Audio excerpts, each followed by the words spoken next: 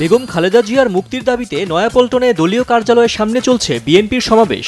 রাজধানীর বিভিন্ন এলাকা ছাড়াও যোগ দিয়েছেন আশেপাশের বিভিন্ন এলাকার নেতাকর্মীরা।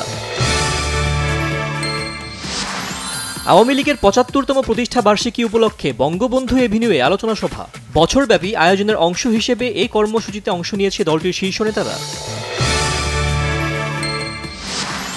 তথ্য প্রতিমন্ত্রী অধ্যাপক মোহাম্মদ এ আরাফাত বলেছেন, দ্বন্দ্ব সংঘাত এড়িয়ে বাংলাদেশ প্রশ্নে দুই দলকে ঐক্যবদ্ধ হতে হবে। ক্ষমতার বিকেন্দ্রীকরণে গুরুত্ব আব্দুল আওয়াল মিন্টুর।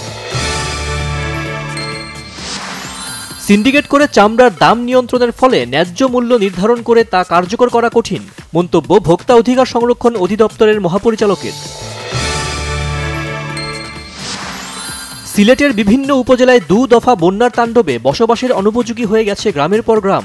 আশ্রয় কেন্দ্র থেকে সর্বহারা মানুষগুলো ঘরেই ফিরতে শুরু করেছে। ইউক্রেনের পূর্বাঞ্চলীয় দোনেটস্ক অঞ্চলের একটি ছোট গ্রামের নিয়ন্ত্রণ নেয়ার দাবি করেছে রাশিয়া। এতে ইউক্রেন যুদ্ধে আরও সুবিধাজনক অবস্থানে পৌঁছাল রুশ সেনারা।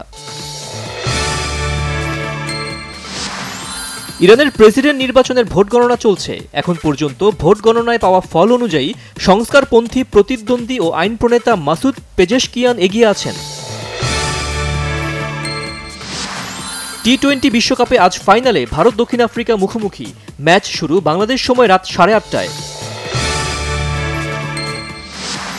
ভিনিসিয়াস জাদুতে কোপা আমেরিকায় রাজার মতোই ফিরল ব্রাজিল। যুক্তরাষ্ট্রের লাস ভেগাসে শনিবার তার জোড়া গোলে প্যারাগুয়েকে 4-1 গোলে উড়িয়ে দেয় ব্রাজিল।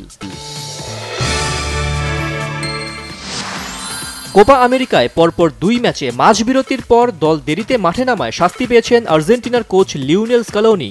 1 ম্যাচ থাকতে পারবেন না ডাগ আউটে।